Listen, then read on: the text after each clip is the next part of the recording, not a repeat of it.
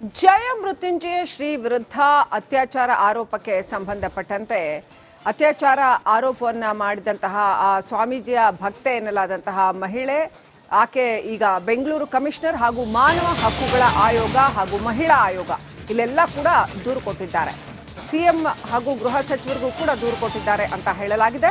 ಬೆಂಗಳೂರು ಮೂಲದ ಮಹಿಳೆ ಈ ಸ್ವಾಮೀಜಿಯ ವಿರುದ್ಧ ದೂರು ಕೊಟ್ಟಿದ್ದಾರೆ ಅಂತ ಹೇಳಲಾಗಿದೆ. ಪ್ರತಿನಿತ್ಯ ವಿಡಿಯೋ ಕಾಲ್ ಮಾಡಿ ಕಿರುಕುಳ ಕೊಡ್ತಾ ಇದ್ರು ಅನ್ನೋ ಆರೋಪವನ್ನ ಈ ಮಹಿಳೆ ಮಾಡಿದ್ದಾರೆ.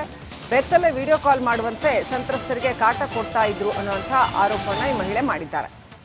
ಖಾಸಗಿ ವಿಡಿಯೋ ರಿಲೀಸ್ ಮಾಡುವುದಾಗಿ ಬೆದರಿಕೆ ಹಾಕಿದ್ರು ಅನ್ನೋ ಆರೋಪವನ್ನ ಕೂಡ ಈ ಮಹಿಳೆ ಮಾಡಿದ್ದಾರೆ. ಜಯಮೃತ್ಯುಂಜಯ ಸ್ವಾಮೀಜಿ ವಿರುದ್ಧ ಅತ್ಯಾಚಾರ ಆರೋಪ ಕೇಳಿಬಂದಿದೆ. ಮಹಿಳೆ ಬೆಂಗಳೂರು ಮೂಲದ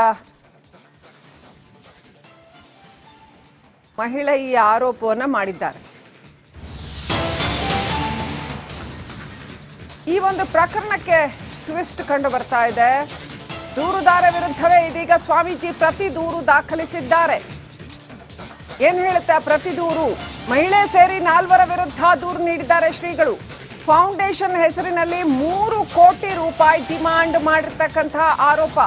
ಹಣ ನೀಡದ ಕಾರಣ ಈ ರೀತಿ ಅತ್ಯಾಚಾರದ ಷಡ್ಯಂತ್ರ ಮಾಡಿದ್ದಾಳೆ ಅಂತ ಸ್ವಾಮೀಜಿ ಕೊಟ್ಟಿರುವಂತಹ ದೂರು. ಫೆಬ್ರವರಿ 11ನೇ ತಾರೀಕು ವಾಹನವನ್ನು ಅಡ್ಡಗಟ್ಟಿ ಹಲ್ಲೆ ಮಾಡಿದ್ರು ಅನ್ನುವಂತಹ ಆರೋಪವನ್ನು ಕೂಡ ಮಾಡಿದ್ದಾರೆ. ವಿಜಯಪುರ ಗ್ರಾಮೀಣ ಪೊಲೀಸ್ ಠಾಣೆಯಲ್ಲಿ ಸ್ವಾಮೀಜಿ ದೂರು ದಾಖಲಿಸಿದ್ದಾರೆ. ಸ್ವಾಮೀಜಿ ದೂರಿನಲ್ಲಿ ಏನೇನಿದೆ ಅಂತ ನೋಡ್ತಾ ಹೋಗೋದಾದ್ರೆ, ಪಂಚಮಸಾಲಿ ಪೀಠದ ಬಸವ ಜಯ ಮೃತ್ಯುಂಜಯ ಶ್ರೀಗಳ ಮೇಲೆ ಮಹಿಳೆ ಈ ರೀತಿ ಆರೋಪ ಮಾಡಿರ್ತಕ್ಕಂಥದ್ದು ಅಷ್ಟೇ ಅಲ್ಲ, ಈ ಹಿಂದೆ ಇದೇ ಮಹಿಳೆ ಹಾಗೂ ಆಕೆ ಜೊತೆಗಿರ್ತಕ್ಕಂಥ 3-4 ಜನ ಸ್ವಾಮೀಜಿಗಳ ಮೇಲೆ ಹಲ್ಲೆ ಮಾಡಿದ್ರು ಅನ್ನೋ ಕಂಪ್ಲೇಂಟ್ ಅನ್ನ ಜಯ ಮೃತ್ಯುಂಜಯ ಶ್ರೀ ಕೊಟ್ಟಿದ್ದಾರೆ. ಕಳೆದ ಫೆಬ್ರವರಿ 11ನೇ ತಾರೀಕು ವಿಜಯಪುರ ತಾಲೂಕಿನ ಕಗ್ಗೋಡ ಬಳಿ ಈ ರೀತಿ ಹಲ್ಲೆ ಘಟನೆ ನಡೆದಿದೆ ಅಂತ ಶ್ರೀಗಳ ದೂರಿನಲ್ಲಿ ಉಲ್ಲೇಖ ಮಾಡಲಾಗಿದೆ. ಕೂಡಲ ಸಂಗಮದ ಬಸವ ಜಯ ಮೃತ್ಯುಂಜಯ ಸ್ವಾಮೀಜಿ ಈ ದೂರನ್ನು ದಾಖಲಿಸಿದ್ದಾರೆ. ವಿಜಯಪುರ ಗ್ರಾಮೀಣ ಪೊಲೀಸ್ ಠಾಣೆಯಲ್ಲಿ ಕಳೆದ ಏಪ್ರಿಲ್ 4ನೇ ತಾರೀಕು ಸ್ವಾಮೀಜಿ ದೂರು ದಾಖಲು ಮಾಡಿದ್ದಾರೆ. ಇದೀಗ ಬೆಂಗಳೂರು ಮೂಲದ ಮಹಿಳೆ ಹಾಗೂ ಇನ್ನೂ 4 ವಿರುದ್ಧ ಸ್ವಾಮೀಜಿ ದೂರು ನೀಡಿದ್ದಾರೆ. 2-3 ವರ್ಷಗಳ ಹಿಂದೆ ಬೆಂಗಳೂರಿನ ಈ ಮಹಿಳೆ ಭೇಟಿಯಾಗಿದ್ರು ಅಂತ ಹೇಳಲಾಗ್ತಾ ಇದೆ. ತಾನು ಲಿಂಗಾಯತ ಸಮಾಜದವಳು ಅಂತ ಹೇಳ್ಕೊಂಡು ಒಂದು ಫೌಂಡೇಶನ್ನ ಮುಖ್ಯಸ್ಥೆ ಅಂತ ಹೇಳ್ಕೊಂಡು ಬಡ ಹಾಗೂ ಅನಾಥ ಮಕ್ಕಳನ್ನ ಸಾಕ್ತೇವೆ ಅಂತ ಆಕೆ ಬಂದಿದ್ರು ಅಂತ ಹೇಳಲಾಗಿದೆ. ಆಕೆ ಸಹೋದರನೊಂದಿಗೆ ಬಂದು ಭೇಟಿಯಾಗಿದ್ರಂತೆ. ಇನ್ನಷ್ಟು ಅಪ್ಡೇಟ್ ಪಡ್ಕೊಳ್ಳೋಣ. ನಮ್ಮ ಪ್ರತಿನಿಧಿ ಅಭಿಷೇಕ್ ಜಯಶಂಕರ್ ಲೈವ್ ಕನೆಕ್ಟ್ ಆಗಿದ್ದಾರೆ. ಅಭಿಷೇಕ್, ಸಾಕಷ್ಟು ದೊಡ್ಡ ಸಮುದಾಯದ ಖ್ಯಾತ ಸ್ವಾಮೀಜಿ, ಈ ರೀತಿ ಒಂದು ಆರೋಪ ಬಂದಿರತಕ್ಕಂಥದ್ದು, ಏನೆಲ್ಲ ಡೀಟೇಲ್ಸ್ ಇದೆ?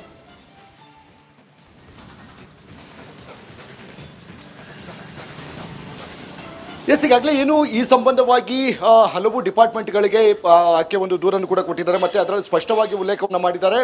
ನನಗೆ ಸ್ವಾಮೀಜಿ ದೇವರ ಪ್ರಸಾದ ಕೊಡಿಸ್ತೀನಿ ಅಂತ ಹೇಳಿ ಒಳಕರೆದು ದೈಹಿಕವಾಗಿ ಅಸಭ್ಯ ರೀತಿಯಾದಂತಹ ಒಂದು ವರ್ತನೆಯನ್ನು ಮಾಡಿದ್ದಾರೆ ಅಂತ ಹೇಳಿ ಆಕೆ ಆ ಒಂದು ದೂರಿನಲ್ಲಿ ಉಲ್ಲೇಖವನ್ನು ಮಾಡಿದ್ದಾರೆ. ಮತ್ತು ಆ ವಿಡಿಯೋವನ್ನು ಕೂಡ ಮಾಡಿದ್ದಾರೆ. ಅಂದರೆ ಅವರು ಯಾವ ರೀತಿ ವರ್ತನೆಯನ್ನು ಮಾಡ್ಕೊಂಡಿದ್ರು ಅದರ ವಿಡಿಯೋವನ್ನು ಕೂಡ ಮಾಡ್ಕೊಂಡಿದ್ದಾರೆ.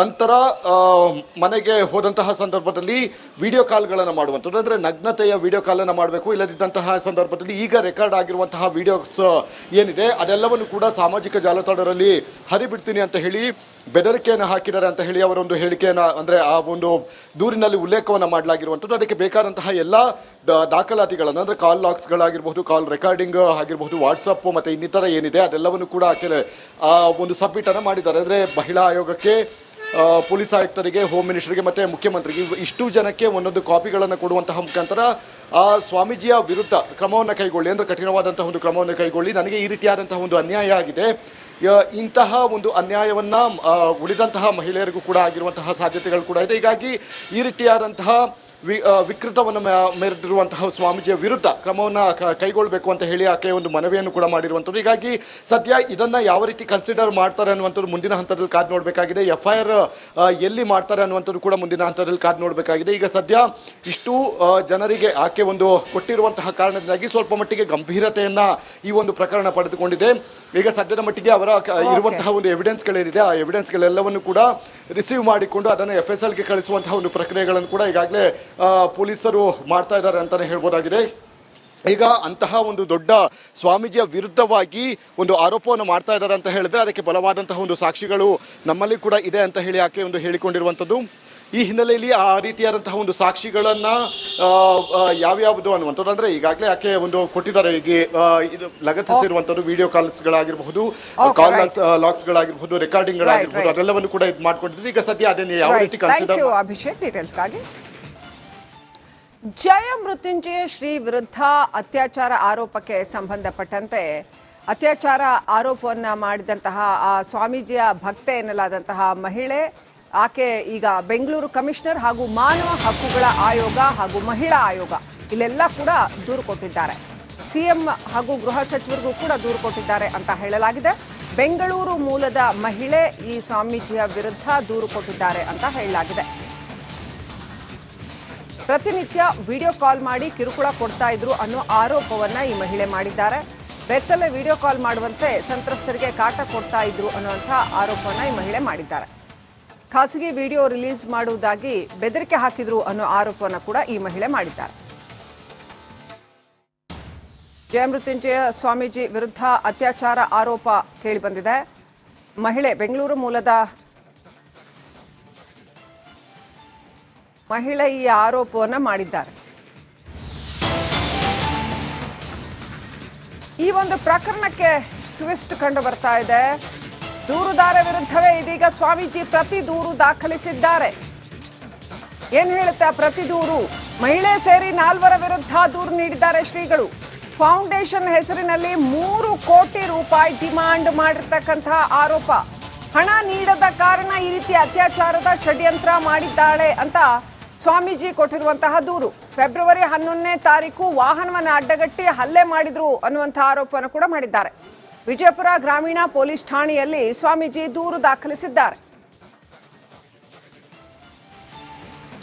ಸ್ವಾಮೀಜಿ ದೂರಿನಲ್ಲಿ ಏನೇನಿದೆ ಅಂತ ನೋಡ್ತಾ ಹೋಗೋದಾದ್ರೆ, ಪಂಚಮಸಾಲಿ ಪೀಠದ ಬಸವ ಜಯಮೃತ್ಯುಂಜಯ ಶ್ರೀಗಳ ಮೇಲೆ ಮಹಿಳೆ ಈ ರೀತಿ ಆರೋಪ ಮಾಡಿರ್ತಕ್ಕಂಥದ್ದು ಅಷ್ಟೇ ಅಲ್ಲ, ಈ ಹಿಂದೆ ಇದೇ ಮಹಿಳೆ ಹಾಗೂ ಆಕೆ ಜೊತೆಗಿರ್ತಕ್ಕಂಥ 3-4 ಜನ ಸ್ವಾಮೀಜಿಗಳ ಮೇಲೆ ಹಲ್ಲೆ ಮಾಡಿದ್ರು ಅನ್ನೋ ಕಂಪ್ಲೇಂಟ್ ಅನ್ನ ಜಯಮೃತ್ಯುಂಜಯ ಶ್ರೀ ಕೊಟ್ಟಿದ್ದಾರೆ.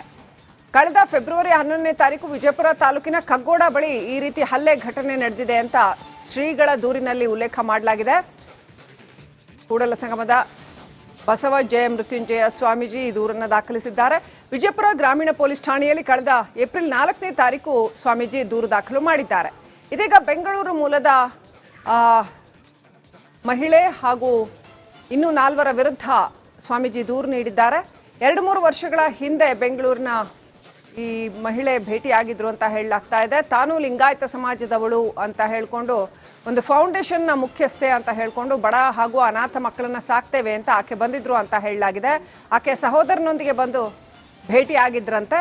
ಇನ್ನಷ್ಟು ಅಪ್ಡೇಟ್ ಪಡ್ಕೊಳ್ಳೋಣ. ನಮ್ಮ ಪ್ರತಿನಿಧಿ ಅಭಿಷೇಕ್